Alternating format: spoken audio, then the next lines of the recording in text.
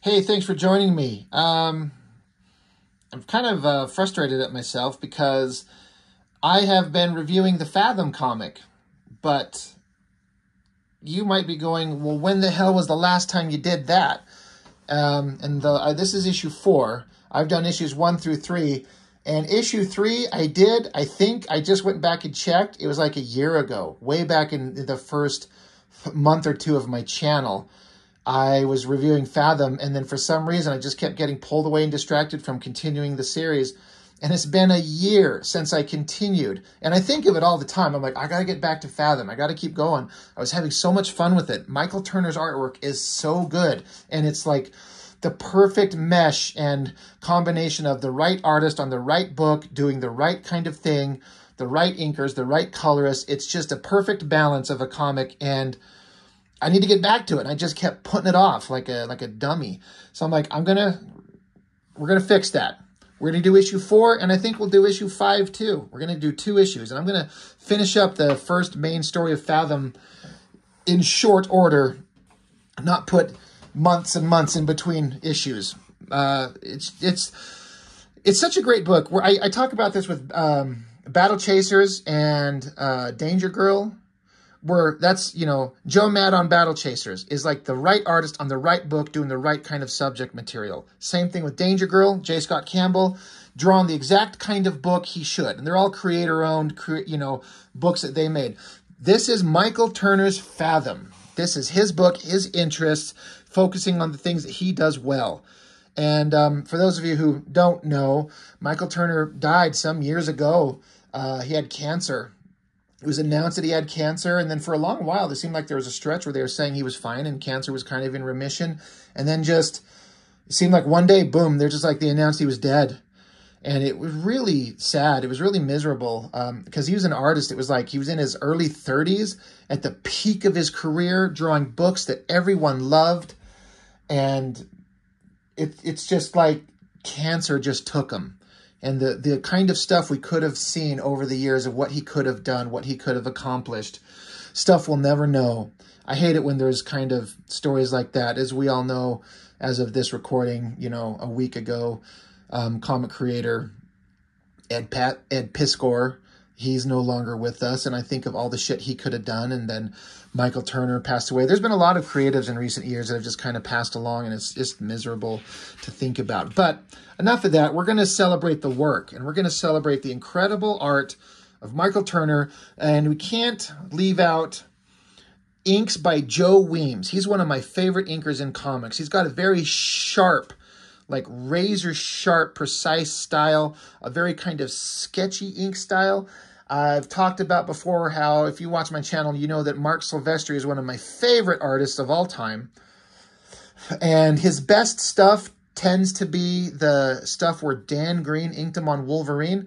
But I think the next best stuff that he has done was when Joseph Weems was inking Mark Silvestri. I think that is maybe my close second for that. But you got Joe Weems inking Michael Turner. Now, Michael Turner was drawing Witchblade, and Witchblade is a great book, and I'm going through the Witchblade books as well. And he had this inker by the name of, his name was just D, like the letter D, and then Tron. I don't know if that's short for something else. I don't know. But D-Tron did great inks over Michael Turner's work. But he had a less scratchy style than this Joe Weems. And they're both amazing on top of Michael Turner's pencils. But I feel like Joe Weems is better on this Fathom book. But anyway, these books always start out with like a half-page shot of one of the main characters talking about their experiences, their thoughts, their opinions on the situation going on. This is a guy named Cannon Hawk, which is kind of a ridiculous name, but he's a badass heroic guy. So, of course, you got to have a name Cannon Hawk. But they're talking about this cruise ship that this has been kind of established that it had disappeared for like 10 years, I think it was. And the main character, Fathom herself, as a kid, was on this boat. And so this is a flashback to a scene back before that boat disappeared. And we've been introduced to these creatures that live underwater. They can live underwater. They breathe underwater. They create vehicles out of like coral-looking type material encased in like some kind of like crystal sheathing, some kind of weird, wild, interesting design. But there's one ship running and a couple others chasing them. giving chase, one running, two chasing, and then another one after them all. Very interesting stuff. And they're shooting lasers at each other and a bunch of back and forth going down. And then this cruise ship, this laser beam comes down and envelops it, and it looks like it's destroyed. And the text is saying from this Canon Hawk guy, he's like, for more than 10 years, I was sure they'd been vaporized along with the ship. For 10 years, I thought I failed. But then when Aspen resurfaced, it's like maybe that boat wasn't destroyed. Something happened. And so it's now back into modern times. This was all 10 years ago. And then this is now, and our heroic, mysterious guy. And then we're back with this guy's like a fighter pilot. I'm sorry, I can't remember his damn name, and I'm sure it'll say it somewhere here. Chance, first name. He's basically like Tom Cruise. He's a fighter pilot. And in the first 3 issues, they have jets in the Navy that were like cross hybrids of like human technology and these weird flying underwater ships like that. But we didn't know that. And he was piloting one of them, and they started chasing one of those underwater people's ships, underwater, fired a missile. It missed and hit this underwater facility that Aspen was inside with a bunch of other scientists. It blew up. So he's kind of disgraced because he killed a bunch of people. They're kind of getting to know each other. This is our character, Fathom. You can't help but notice Michael Turner's way of rendering human figures, girls especially. Long, tall, skinny figures. I understand if that's one of those things where you're like, I don't dig it. It's not my favorite thing. I like it. It works. It's a stylistic choice. It's very unique. It stands out. You know a Michael Turner drawing when you see one. But Fathom wanders off, and Chance, the fighter pilot, there's a guy that shows up at the door, and he socks him, and they're like, oh, it's his brother, and his brother's in the military as well. So family drama. Meanwhile, you got a submarine, the Pacific Ocean, near Midway. And the captain's kind of talking to the crew. He's like, you've all done good. We've got the best crew in the fleet. We're going to all pull in. You're going to get extra shore leave, blah, blah, blah. This is the Seawolf. And he says, all right, quiet down. There's bad news, too. We're going to be on the surface and exposed so we can get those bow planes repaired. So the Seawolf is on full battle alert until that time. You're going to earn that extra week. I'm going to give you all that extra time off, but we're going to be on full battle alert until we get some repairs made on the ship, so you're going to earn that. Meanwhile, one of the officers in the submarine is like, Captain, I've got 2 radar contacts bearing so-and-so. They're Japanese Taichi class fighters. They've overflown our bow, and their hard points are heavy. Basically meaning like they're flying low aggressively, and their weapons are armed. So the captain of the submarine, the Seawolf, he's like, I've got a potential situation here, and we request air support. And they're like, all right, acknowledged, 4 Harriers inbound, 12 minutes. So, and this whole scene right here immediately reminds me of, I've talked about Danger Girl, the comic by J. Scott Campbell, and it feels like and reads like, if it were a movie, it's like an Indiana Jones type movie directed by Steven Spielberg. In that same kind of vein, I've always felt like these Fathom comics were like movies directed by James Cameron. And I think, didn't James Cameron at one time, he was attached to maybe direct something on these movies like 2 decades ago? Somebody can correct me on that.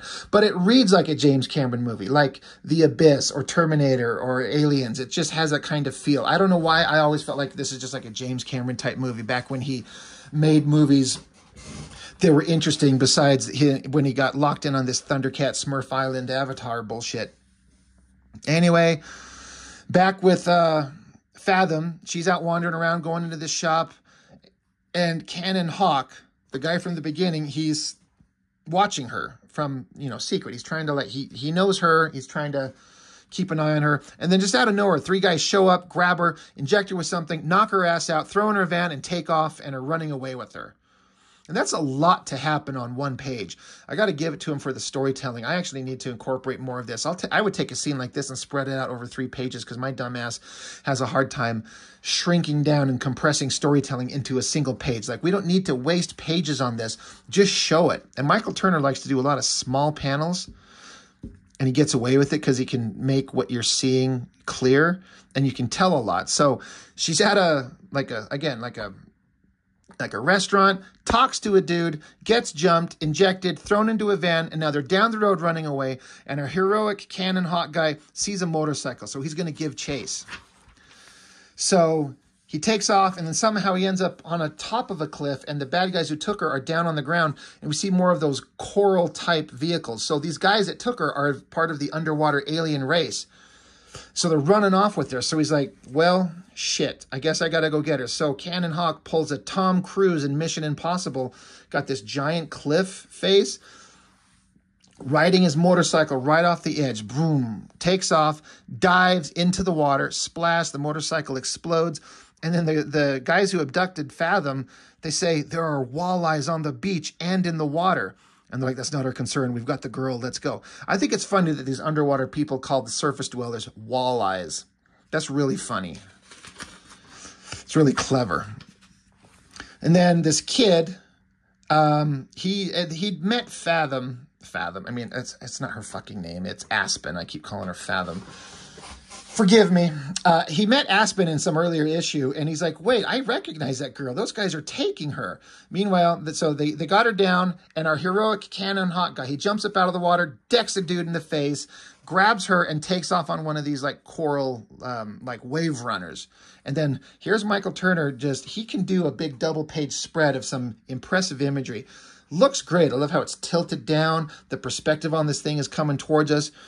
He's trying to get away with the unconscious Aspen, and the other guys are behind there giving chase.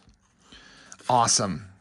And the inking on this, I mean, I wonder if inking this water is a pain in the ass or if it's kind of fun. If you got a nice, good brush, let's do these swirling, swooping lines, and gets a lot heavier in the background. I've actually done a couple of panels in some pages where I've tried to render water in the distance like that, and it's tricky. It's hard to figure out. Drawing water is just hard no matter what it is. And here, Michael Turner's doing an entire book based on water people. But he takes off, and they start shooting lasers at him. So Cannon Hawk, the heroic son of a bitch, angles his little wave runner up and takes it a corner into the water and dives under the water. Boom. And they continue firing. I like how the lasers, they look one way above the water, but underwater it's got like this churning, bubbly kind of look. I like that. And this is the vehicle that Cannon Hawk is in, but it's upside down. It's inverted. Bullshit. But there's his head, so he's kind of diving out of the way of the blast. But eventually they get the beat on him, blow up his vehicle, but he just takes off and he's swimming away. Very cool there. So as he's trying to get away, one of these other underwater creatures grab Aspen from his hands and take off with her. And so he's reaching for her like, holy shit. And I love how the action underwater is silent. There's some points where there'll be some text boxes where we hear his thoughts, but I think it's a good storytelling element where there's not a bunch of storytelling boxes in the middle of the action. It's when everything's paused and he's stopped that he thinks to himself. But when the action's happening, especially underwater where it'd be very muffled and silent, there's nothing. There's not even any sound effects. That's something I haven't noticed until just now. God, I wonder if this occurred to me ever. So, all right, I feel justified. What am I suddenly going off on a tangent about? I don't like big, bulky sound effects in my comics. And I don't put them in my comics almost ever. There's been once or twice where I needed the characters to hear a sound. So I needed a boom or something like that. But look, there's no sound effects. There's no like shraka krazeka patuka thum. If you ever read some of those onomatopoeia words in these comic books, they're so stupid. It's so overdone. And I understand it's part of classic comic book making, and I'm in the minority here. But I fucking can't stand it. It just gets in the way. It covers the art. I hear this laser, guys. I hear it. When we're on this other pages, when I can hear the water churning and the submarine plowing through the water without words telling me. I can hear the explosion of the motorcycle that he jumped off of, smashing up against the rocks. I can hear those underwater laser blasts. Just it's in my head. I don't need to see it. So, again, I appreciate that it's like wordless storytelling. No text boxes, no dialogue bubbles, no sound effects. That's one of the reasons why I felt like this just flowed so well for me. This is how I would want to do it if I had the chance to do anything professionally. And I'm doing it as an amateur, and that's how I do my shit. Anyway, back to the story. He's reaching for Fathom as they jump on one of their little underwater rides and takes off. So he's reaching for him.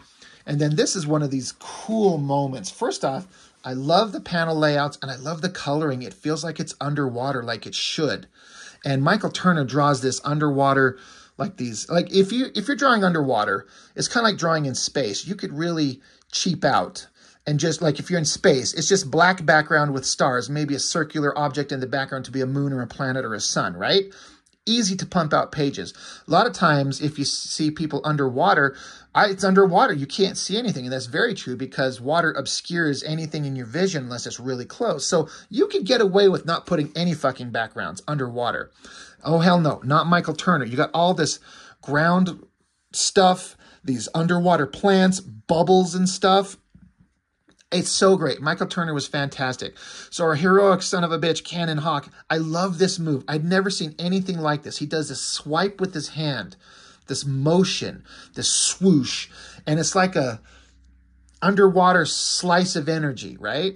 And it travels through the water at this bad guy, hits him, and explodes him and kills him, chops him in half, blood, guts, explosion, because he's on this, again, another one of these underwater vehicles.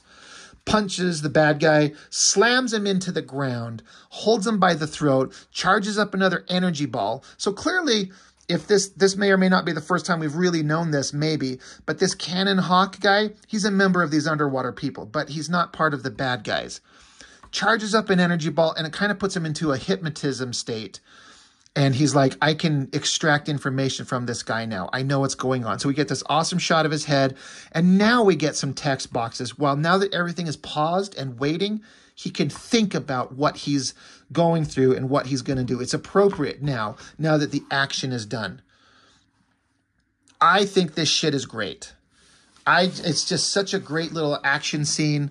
And every motion, every panel has an effect and a consequence. And it's so well done. I'm just so ecstatic over it. I forget how excited I get over these books.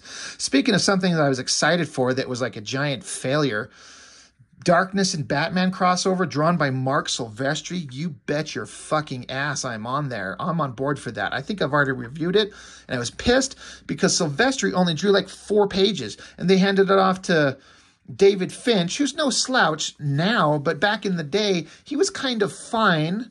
But he's not the excellent, incredible artist that he is today. And he's no Mark Silvestri back in the day. I buy that shit for Silvestri. So that was one of those like, you lied to me, you bunch of fuckers. Mark Silvestri, yeah, you got 4 pages out of him. Then he handed it off to David Finch and I think a couple other artists. Really pissed me off. Anyway, we're back with the submarine. Part of the story in Fathom is that the underwater people are manipulating events on the surface world to create a war, to destabilize everything, to make the conquering of humans easier. Hence, the Japanese planes, like we talked about earlier in the scene here, where they're like some low-flying Japanese flyers or jets are flying over us. Their hard points are heavy, meaning, like again I said, their weapons are armed. So here comes some American Harrier jets. And then, so the Harrier jets are saying, hey, we've got him in sight, blah, blah, blah. And they said, all right, you're authorized to escort the Seawolf. No aggressive maneuvers. They're like, roger that, no aggressive maneuvers. And then Seawolf, this is Castle, we're translating a warning from the Japanese pilot. He says you're in restricted Japanese waters and are to reverse course immediately. And so the guys in the submarine are saying, Japanese waters? We're off Midway, for God's sakes. What is he talking about? Meaning, no, we're not in, like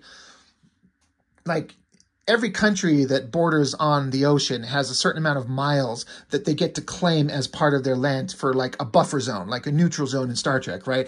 Enemy fleets and boats cannot break into that barrier. Then once you get to a certain distance out, it's international waters. Anybody could go anywhere. You can't lay claim to the ocean, but you can lay claim to a certain amount of space off your beaches and off the edge of your coasts. But they're like, we're off Midway. What are they talking about? And they're like, we don't know, but we're requesting some breathing room while you guys sort it out. Your 4 Harriers are about 45 seconds away. Don't make a move till they get there. But then we see, so we got the submarine, but then we see this overhead shot way off in the distance is the submarine traveling in the water. And then it gets closer in these 2 little circles.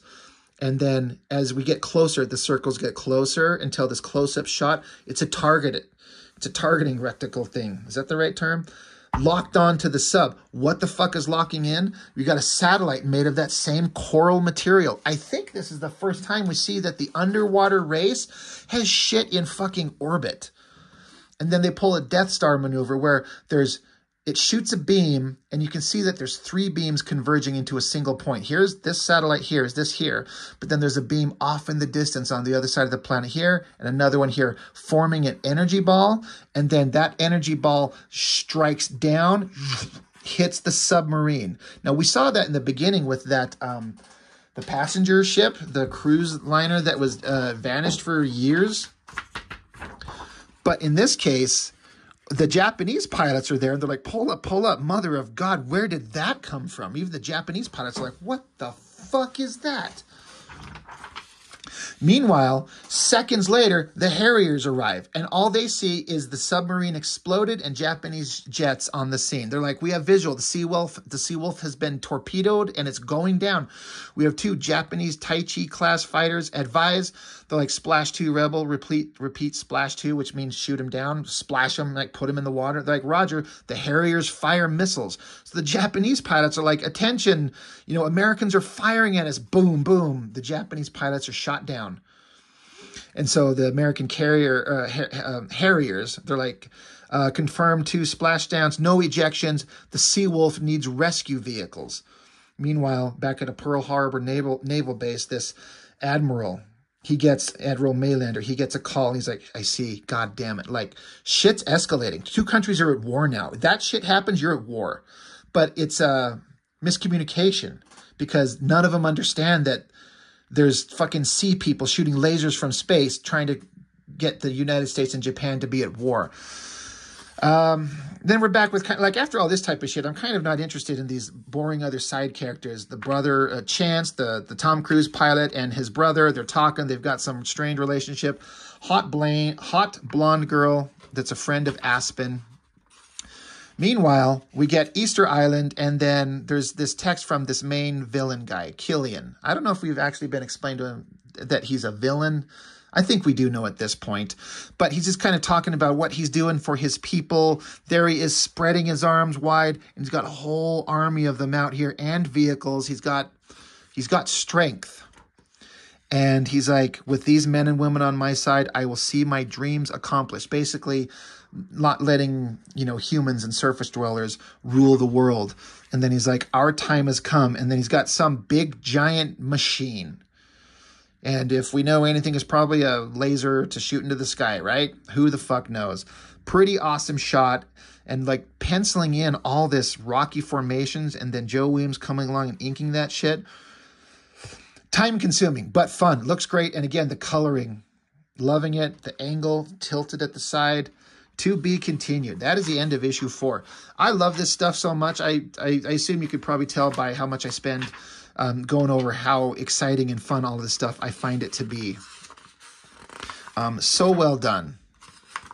So we're not worried about any of the ads or the rest of the stuff. So like I said, let's look at issue 5. Fuck yeah.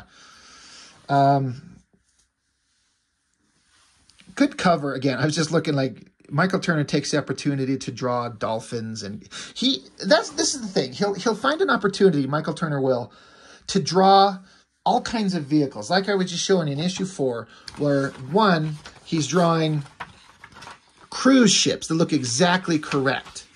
He's drawing this like catamaran, whatever type, 3-hulled boat, very correct. A submarine looking exactly correct. He's referencing, he's looking, he wants it to look cinematic. He's got these guys hang gliding. It's all well done. This motorcycle that the guy jumps on. Even the fake vehicles, that's one thing because you can kind of make those up. But then the jets, those look like Harriers. I know some of the basic jets. I can kind of identify them. I was a little bit nerd with jets and cars for a long time. I knew exactly what they were. So he goes out of his way to make these things look like they're supposed to. But not just vehicles, but animals.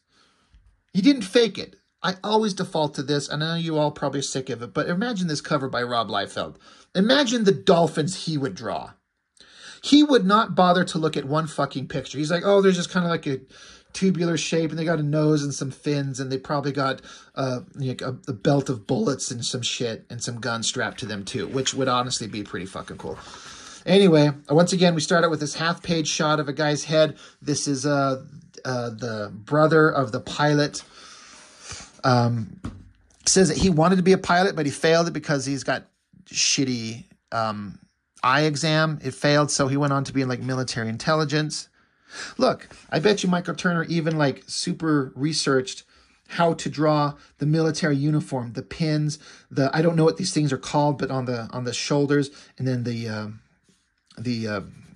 whatever the fuck, I can't think of what these things are called. These honors and awards, these things that he's earned in his career, all reference, all really well done. But just talking about how him and his brother had a contentious relationship, blah, blah, blah, that's fine. We're back on the beach with the hot blonde girl that's a friend of Aspen, and then this kid, he made friends with Aspen. He saw her get abducted. He's showing up looking for her. He's like, do you know where Aspen is? Hot blonde girl's like, no, I don't know. I assume she's out somewhere. And he's like, well, I think I saw her get kidnapped. I just was checking. So he gets to sit in here, have a conversation with hot girl, pet the dog, and continues on. Now here, it goes into, this is something that I've complained about in some other books, where tons of text boxes going on and on and on. And depending on who's writing it and what the perspective is and what's going on, it can be some tedious shit. McFarlane's kind of the worst example of it. I don't remember hating any of this, but it's basically Aspen thinking to herself, kind of exploring her thoughts, what was going on with her, swimming with these dolphins. Again, Michael Turner's referenced it, so he's drawing hot girls underwater, but like correct looking animal life. And then, does Michael Turner know how to do a double page spread? Fuck yeah, he does. And he's doing it like hot girl in dolphins. Like, who else is doing this in comics? Michael Turner loved the ocean. I remember him talking. I think he liked to go scuba diving all the time. He loved the water, and hence the reason he starts coming up with these underwater ideas and just kind of showing the marine life. Really cool looking, great coloring. And again, his female figures, he does draw them kind of weird, big shoulders and kind of big bulky forearms and hands. But he also talked about wanting to draw the figures in the books with big shoulders because they're swimmers. Long, lean bodies, big shoulders because of the muscles. That's the way a swimmer's body is. And he made a specific point to call that out. So this actually makes sense. But so there's a lot of stuff. She's kind of going over all the stuff that's kind of built up to the story in these books up to this point so far. There was a torpedo fired at this underwater place. A bunch of people were killed. I was kidnapped. She's got some kind of burgeoning water power that she has no idea where it comes from, how she does it. She has no memory of her past. So this is all stuff that's been established in the books before. But now she's been taken hostage by this underwater race. And they're basically telling her who she is and where she's from. And so there's all this text here you got to read. But it's fine. I didn't hate it. And, you know, Michael Turner's taken this opportunity to do a little bit of an exposition dump to kind of get all his ducks in a row. Like, okay, all this shit is going on. We've built up to this point. We're about to pivot to the climax of the story as it approaches. And so the bad guy here, Killian, we know he's a bad guy. She does not. She just thinks he's part of this underwater race. And he's explained to her where she's from. And he's like, in short, Aspen, this is the truth. You're one of us and we need your help. And she's like, I'd say it's impossible, except it explains almost everything that I couldn't explain before. So she's like, okay, I'm getting some answers. So then we cut back to that heroic son of a bitch, Cannon Hawk, and he's got one of these bad guys, the guy that he captured in the previous book, you know, pumping him for information, getting information out of him. Back again, Michael Turner taking the opportunity while there's a bunch of text to explain the story. He's going to just draw some beautiful designy imagery, silhouettes of them, I was going to say flying through the water, I guess. They can kind of like turn their bodies into water and manipulate it and control it so they can basically propel themselves like they're flying with the water. And so again, great shot here. Really neat stuff. So she's learning how to use her powers. This is like a Luke Skywalker and Ben Kenobi kind of situation, right? she's learning how to use the Force. And so a bunch of time is spent showing her how to like manifest energy in the water.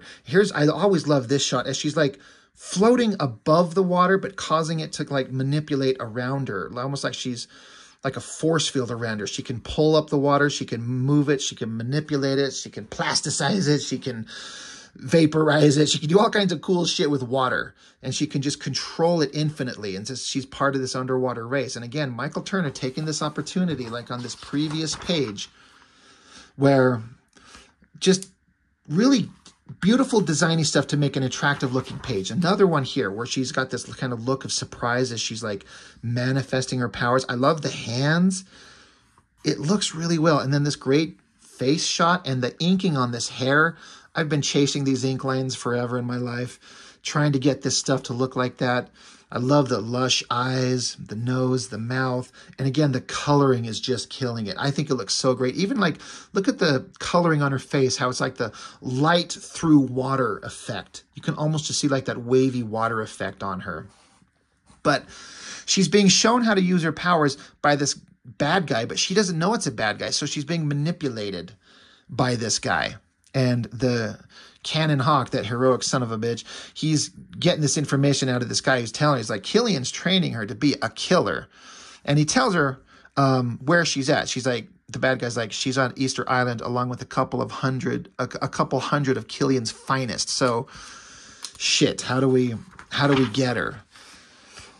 Meanwhile, the tensions between the United States and Japan not doing good. We're seeing this conversation between the probably like the chancellors and, you know, the people that speak for the countries. They're meeting, some Americans and Japanese representatives. They're like, your aggressive actions against the sea wolf are intolerable. Our response was completely justified.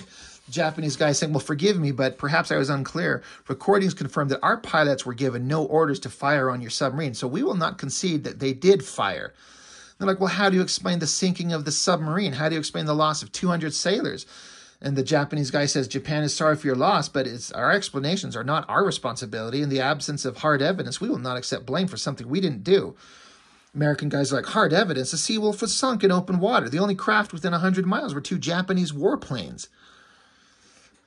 So then the Japanese guy continues, those planes, along with their flight data recorders and their crew, now rest at the bottom of the Pacific Ocean, courtesy of your actions. Like, we could have got some information from those pilots if you guys didn't shoot them down.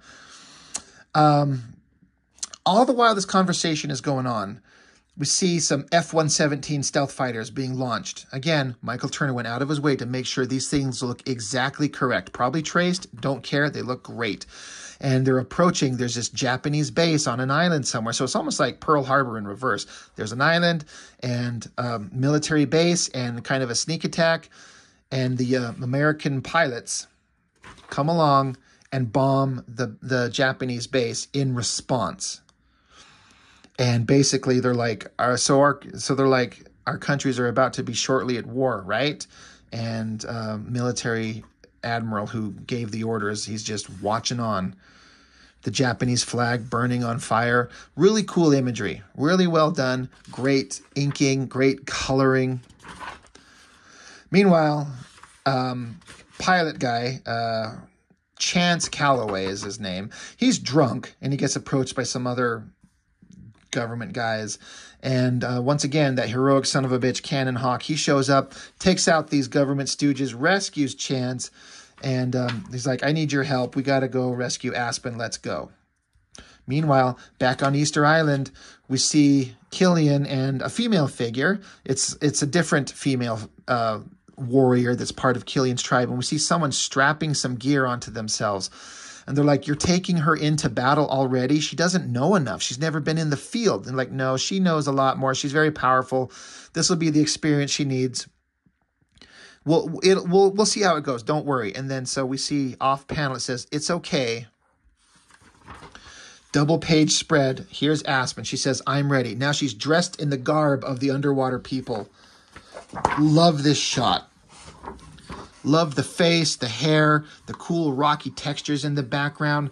Again, she's like super sexy, but not gross. I did a video review, looking for it right here, of this book, and I was talking about how it was kind of embarrassing how there was so many like spread ass leg crotch shots and pointy rock hard nipples and images that just focuses on the bare asses of all these girls. It was kind of embarrassing.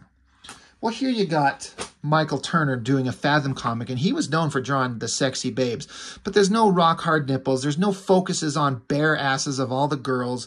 It's still sexy. It's still attractive. It's still powerful. It's still heroic.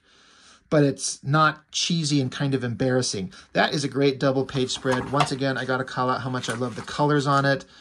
That thing, like, man, if you could own both of those and then have them put together and put into a frame, and I'd hang that shit on my wall. That is fantastic. Love it. So that's the end of issue 5.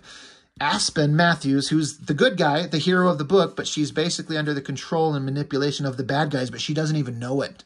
So shit could go bad really quick. And then issue 6, War Between America and Japan. And just a bunch more ads of stuff, whatevers. A weird Fathom figure. I mean, I wouldn't want that. This it was like a Witchblade. I think it was like a branch series that showed alternate histories of Witchblade characters. But Adam Polina drew this version, and that was a really good one. I've got that somewhere. I want to get that out just for the artwork. That is a designy, crazy thing. That looks great. Anyway, Fathom. I don't know why I put off continuing this series for a year, but just going through it, I'm like, I love it. I love it so much. It's so well done. It's just completely my kind of comic. I like comics as the medium on their own, where it's a physical thing that you hold and you read and you look.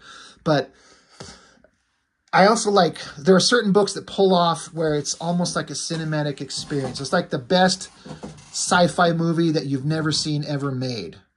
And you get to read it, and you get the right artist on it, and it just works. And I love it. I love it so much. So that is all I've got for now. So we'll get back into Fathom soon enough, and I'm not going to go a year in between next issues. I'm going to get through this because Michael Turner made a great book, and I love it. And it's just a shame that he died. And they continued the series on with other artists and writers, and I tried collecting it for a while after Michael Turner. Was not the same. It was not nearly as good. The only thing that was good was the first issues that Michael Turner himself did. Everything else after that is significantly lesser stuff. No disrespect meant to the creatives in charge, but sometimes there's a magic that only the original creator had. Like, you can do Battle Chasers. Joe Madureira can do Battle Chasers, but you hand it off to someone else, it's not as good. Same thing with Danger Girl. Same thing with Fathom. So that's all I've got for now. Thank you for watching. I appreciate it. And remember, everybody, go make your comics. See you later. Bye.